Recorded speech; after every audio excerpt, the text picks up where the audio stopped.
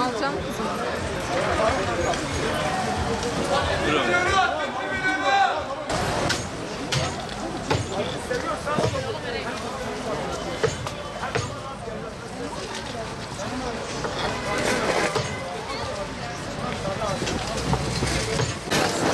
Bir tane.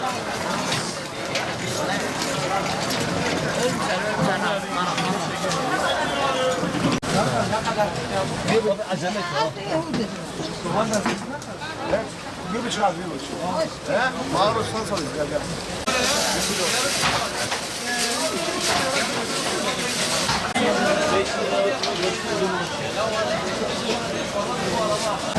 Sen de yeşil soğan. Ne kadar? Hadi yeşil soğan bir tane. Biraz. Ver ona bırakalım. Ver onu kardeşim. Allah. Allah. Koyun bak. Böyle işte salıp muhtereme.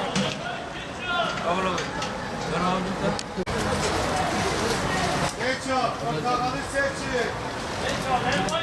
Buraya.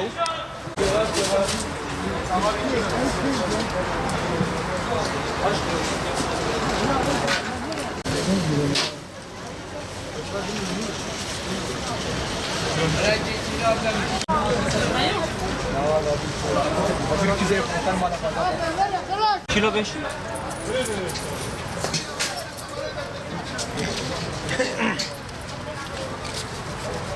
Allah suya sen su kendi su. Kaç kilo abla? Abla gel 4 kilo olacak. 500 gram. 500 gram.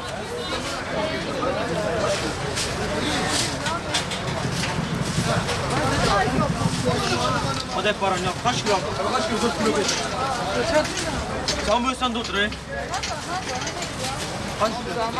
Tamam albayım bir yığın tamamdır. Tamamdır. Yığın biraz böyle. Hadi işte bakalım.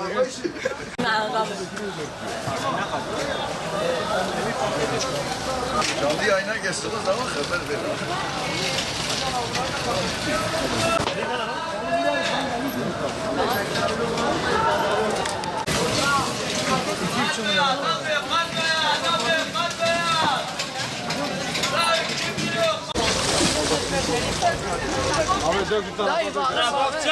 Bakça. Dök yavaş yavaş dök. Dök. Abi hepsi yalan döktü. Bana onları kalmış. Portakal. Seçin.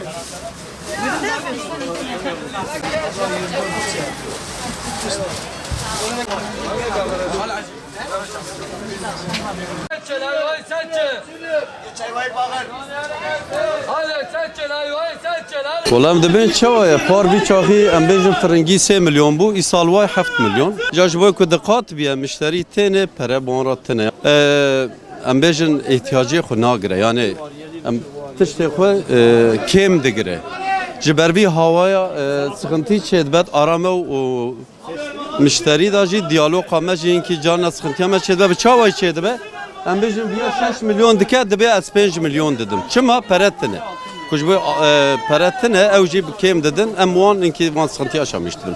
Haniş berbe var. Sebebi ambejin sebebi ülke olarak ekonomik krize. Ev ya herkes zane. Ev ya ambejin bir şer pevçun savaş Suriye, Irak, Vadbet, şimdi Libya. Evana tabi bağlantı girede bir tane. Zede tengay mazın edbem daha el peşiyame ben. Çünkü em dibin ki bir şer pevçun beraber sakine. Yani petrol, embejin her tişt, iro hayat bağlıya petrole. İro embejin litreki mazot 7 milyon be. Nakliyat aviya Antalya teatal ve zani çıkan maliyet aviya. Jberuya ve embem biyal Antalya 2 milyon be veyahut Mersin'i. Hatta telva 5 milyon be maliyet aviya. Jbervan hava tengayı tempeşyan. 25 senedir pazar içindeyiz. Bundan 10 sene ki evvel kazandığımızı şu anda kazanamıyoruz.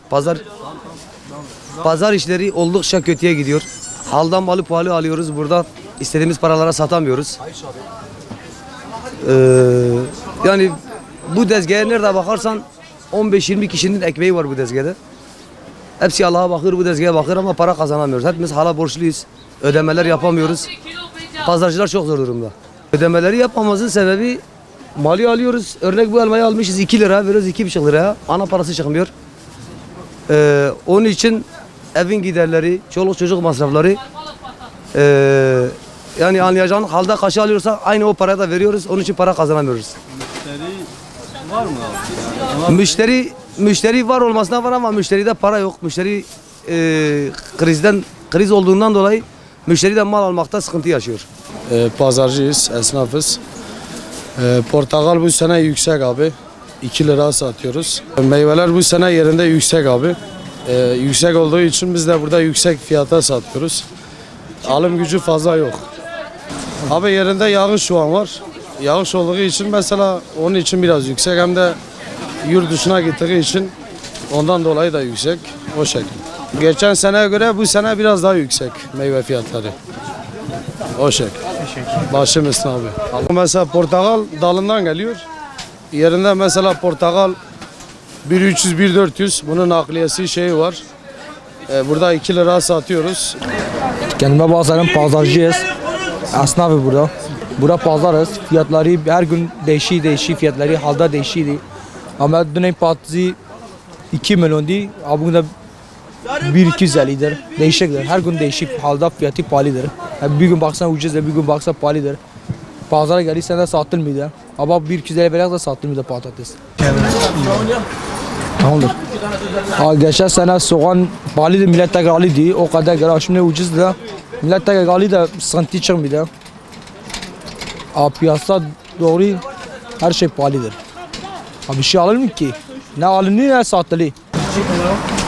Millet tercihi vardır. Geçen sene pahalıydı, bu sene ucuzdu, millet pahalı. Diyor ucuzdu, millet pahalı. O kadar şey diye de geçen sene millet pahalıydı. 1 kilo alacağına yarım kilo alıyor. Abi bu sene 2 kilo alıyor, 3 kilo alıyor. Ucuzdur alıyorlar.